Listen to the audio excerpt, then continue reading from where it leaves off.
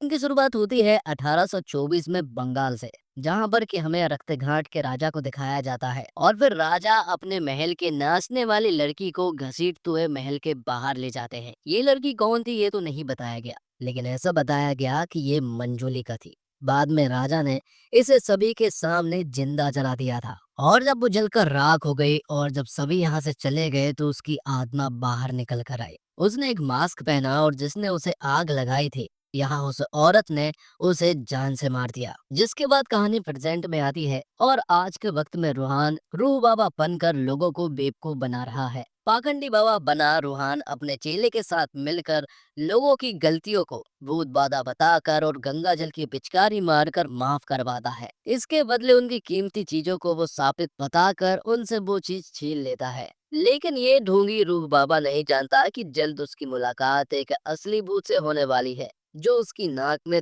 दम कर सकता है। तो रूह बाबा की सर्विस को इस्तेमाल करने वालों को भी पता है कि वो फर्जी बाबा है और उन्हीं में से एक थी मीरा और उसके मामा। उन दोनों को मालूम है कि रूह बाबा फर्जी बाबा है। वो उसका वीडियो बना लेते हैं और उसे ब्लैकमेल करने लगते हैं। वो उससे कहते हैं कि हमें तुम्हारी ये फर्जी सर्विस चाहिए, बदले में हम तुम्हें 1 करोड़ रुपए देंगे। तो मीरा बाबा रूहान को अपने गांव रक्तघाट ले जाती है, जहाँ पर पहुंचने के बाद गांव के सभी लोग रूह बाबा को घूर कर देखने लगते हैं और मालूम चलता है कि रक्तघाट की ये हवेली दरअसल में 1,000 करोड़ रुपए की है। लेकिन मीरा के परिवार वालों को लगता है कि उनकी हवेली में एक मंजूली का नाम की भूतनी कैद है, इसलिए वो ना हवेली में रह पाते हैं और ना ही उसे बेच पाते हैं। मगर मीरा भूत प्रेतों में नहीं मानती है, इसलिए वो फर्जी बाबा रूह बाबा को लेकर आई है। और मालूम तो ये भी चलता है कि ये सभी लोग हवेली के सामने ही एक तबेले में रहते हैं और इनकी हालत बहुत ही ज्यादा खराब है। मतलब कि ये बहुत ही ज्यादा गरीब है। राजा महाराजा परिवार के होते हुए भी ये लोग इतने गरीब है।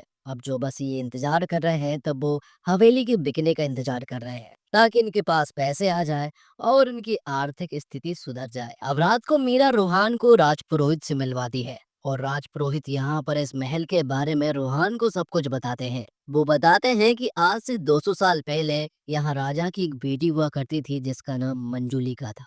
मंजूलिका हर एक चीज में बहुत तेज थी, जैसे नृत्य करना हो, हथियार चलाना हो, वो सभी चीज में निपुण थी और उसे ऐसा लग रहा था कि आगे चलकर वही इस गद्दी को संभालेगी। लेकिन कुछ समय के बाद राजा की दासी से राजा को एक पुत्र प्राप्त हुआ जिसका नाम था देवेंद्रनाथ। जैसे जैसे देवेंद्रनाथ बड़ा होता गया, देवेंद्रनाथ के लिए राजा का प्यार भी बढ़ता गया और फिर राजा ने डिसाइड किया कि उनकी गद्दी मंजूलिका नहीं बल्कि उसका बेटा देवेंद्रनाथ संभालेगा। जबकि मंजूलिका को ऐसा लग रहा था कि वो इस गद्दी को संभालेगी, लेकिन ऐसा नहीं हुआ। तब वो देवेंद्रनाथ से जलने लगी और उसने देवेंद्रनाथ को एक दिन मार भी दिया। लेकिन जब ये बात मंजूलिका के फादर मतलब कि राजा को मालूम चली तो उन्होंने सभी के सामने मंजूलिका को जिंदा जला दिया। लेकिन फिर तब से मंजूलिका की आत्मा भटकने लगी और मंजूलिका ने यहाँ अपने पिता को जान से मार दिया था। और फिर बाद में राजपुरोहित के पूर्वजों ने यहाँ इस महल में एक बहुत बड़ा हवन करके मंजूलिका को एक कमरे में कैद कर दिया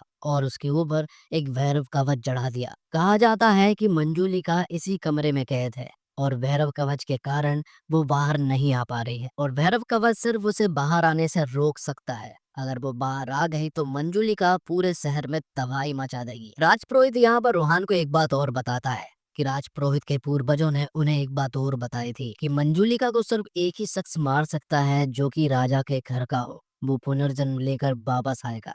मालूम चलता है कि गांव के लोग यहाँ रूहान को इसलिए घूर कर देख रहे थे क्योंकि रूहान की शक्ल देवेंद्रनाथ से मिलती है और यहाँ राजपुरोहित को ऐसा लगता है कि रूहान ही वापस आया है पुनर्जन्म लेकर मंजूलिका को मारने के लिए। जबकि रूहान को तो हवेली पर इसलिए लाया गया है ताकि वो दुर्गा अष्टमी के दिन एक नकली पूजा करके यहाँ मंजूलिका को भगा दे और ये हवेली बिकने लायक हो जाए। जिसके बाद अगले ही दिन रूहान का एक राज अभिषेक किया जाता है क्योंकि उसकी शक्ल देवेंद्रनाथ से मिलती है, इसलिए उसे राजा के रूप में सब स्वीकार कर रहे थे। लेकिन तभी यहाँ पर एंट्री होती है छोटे पंडित, बड़े पंडित और पंडितायन की, जिनका मानना ये है कि रूह बाबा कोई असली बाबा नहीं बल्कि एक पाखंडी है जो कि यहाँ पर लोगों को बेवकूफ बना रहा है। लेकिन यहाँ पर रूह बाबा एक चाल चलता है। अब क्योंकि उसका पुनर्जन्म हुआ है, इसलिए वो गांव वालों से कहता है कि 200 साल पहले ये लोग वही लोग हैं जिन्होंने राजा का सोना चुराया था, जबकि ये लोग तो राजा की सेवा किया करते थे।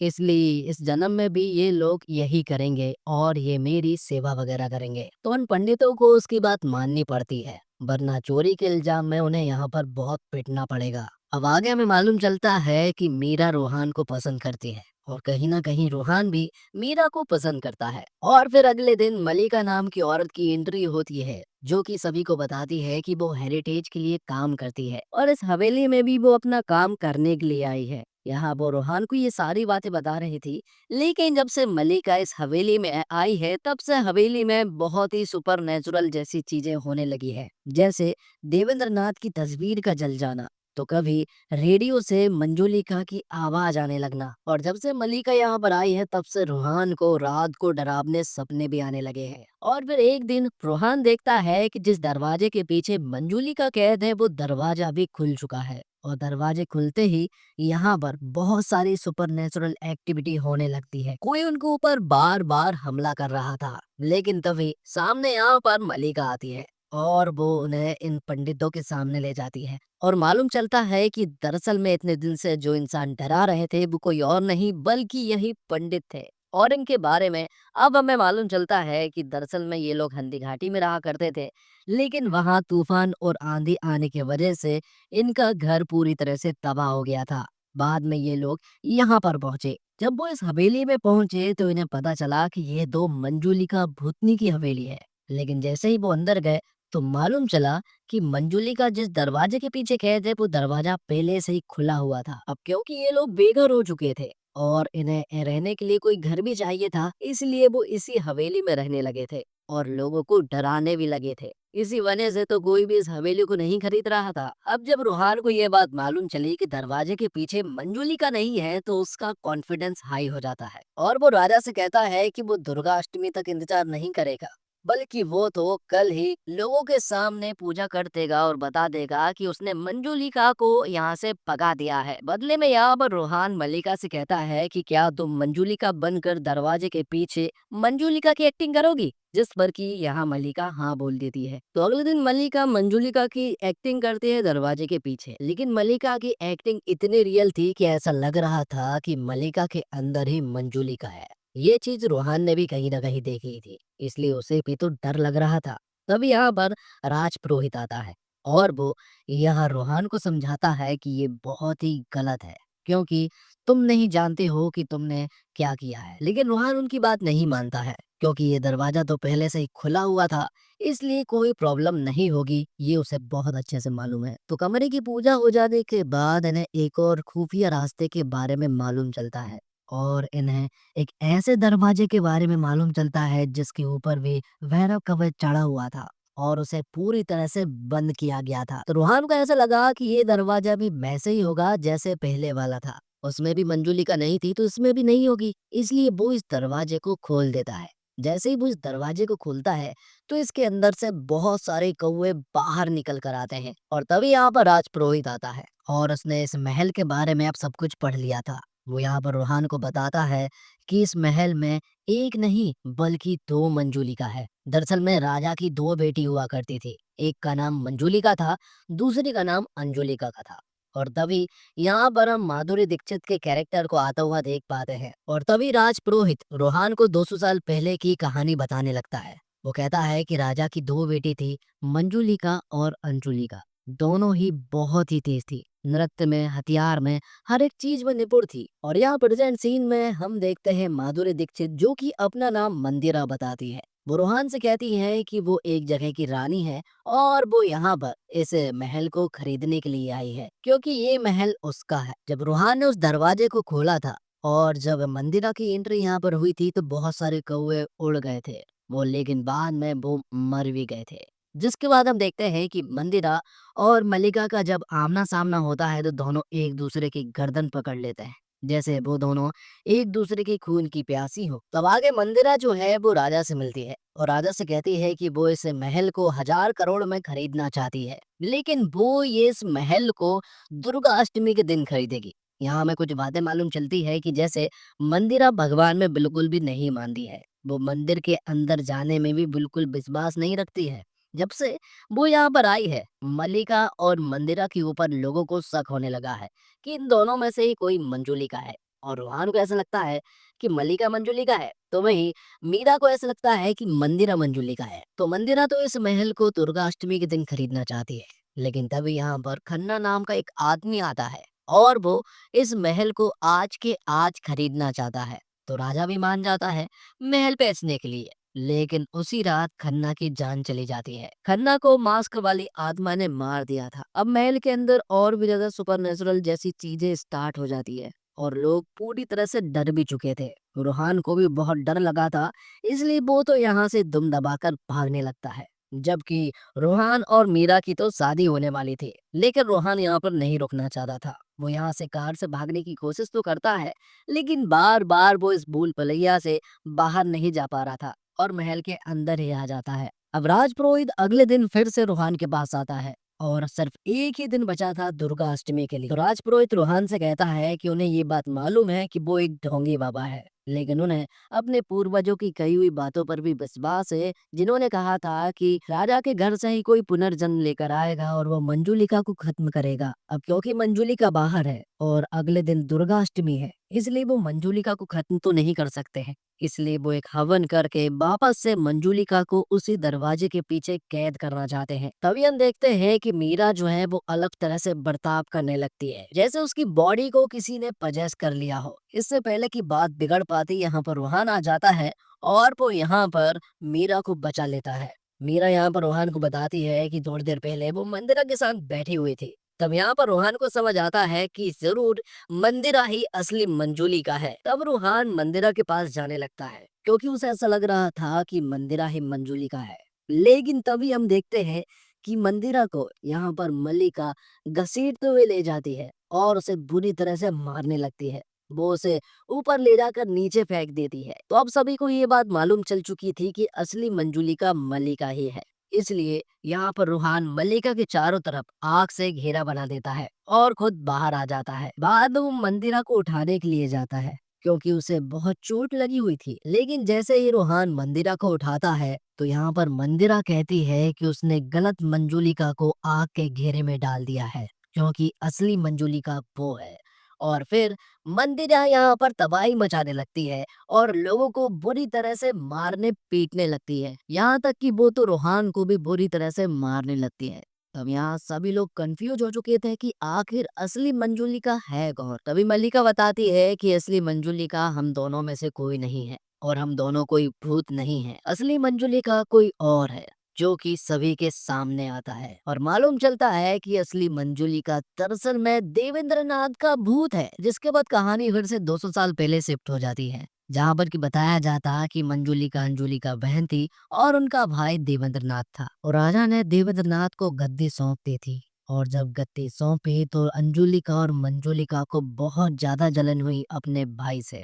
वो बस किसी तरह से अपने भाई को मारना चाहती थी। इसलिए वो दोनों रात को जब देवेंद्र नाथ को मारने के लिए पहुंची, तो उन्होंने देखा कि उनका भाई तो मारने लायक ही नहीं है, क्योंकि जब वो कमरे में पहुंची तो देवेंद्र नाथ औरतों की तरह सज संवर रहा था और अमीजे तो मार वाला गाना भी गा रहा था। ये सच्चाई दोनों बहनों को मालूम चल चुकी थी। देवेंद्र नाथ भी उन्हें देखकर पूरी तरह से हैरान रह चुका था। वो अपनी बहनों से कहता है कि उसे इस गद्दी में कोई भी इंटरेस्ट नहीं है, उसे तो बस नाच गाना करना है। मैं बाहर से भले ही मर्द की तरह हूँ, लेकिन अंदर से बिल्कुल तुम्हारी तरह हूँ। तब दोनों बहनें कहती है कि ये तो बहुत अच्छी बात है, चलो हम लोग गाना गाते हैं और तुम डांस करना।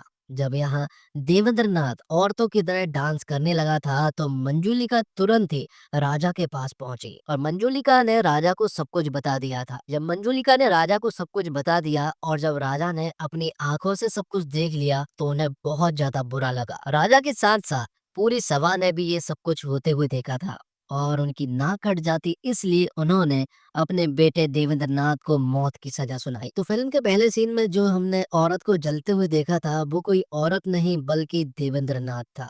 उसके जल जाने के बाद यहाँ पर राजा ने अपनी दोनों बेटियों को भी सजा दी। दरअसल में मंजुलिका चाहती तो वो राजा को ये बात चुपचाप से भी बता सकती थी, लेकिन उसे तो गद्दी चाहिए थी, इसलिए दोनों बहनों ने ऐसा किया। इसलिए राजा ने कहा कि इसकी मौत के पीछे का जिम्मेदार दुनिया सिर्फ और सिर्फ मंजुलिका को मानेगी और भविष्य में अंजुलिका को कोई भी याद नहीं रखेगा और इन दोनों को ही तेज निकाला दे दिया जाता है। तो प्रेजेंट सीन में जो सारी चीजें हुई है वो सारी चीजें देवेंद्र नाथ ने की है और दोनों बहनें जाने अनजाने में यहाँ पर पहुंच चुकी थी। देवेंद्र नाथ तो पहले ही दिन यहाँ अंजुलिका और मंजुलिका को मार सकता था, लेकिन देवेंद्र नाथ दोनों बहनों को इतनी आसान मौत नहीं देना चाहता था।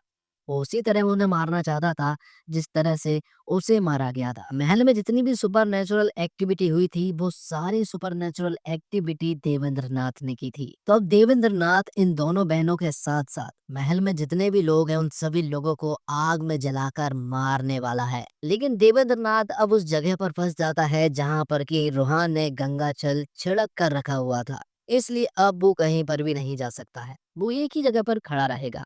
अवराज पुरोहित इन दोनों बहनों को आग देता है और इसे जलाने के लिए कहता है, लेकिन इस बार दोनों बहनें ऐसा नहीं करती है। वो कहती है कि 200 साल पहले जो उन्होंने गलती की थी वो इस बार वो ये गलती नहीं करेंगे।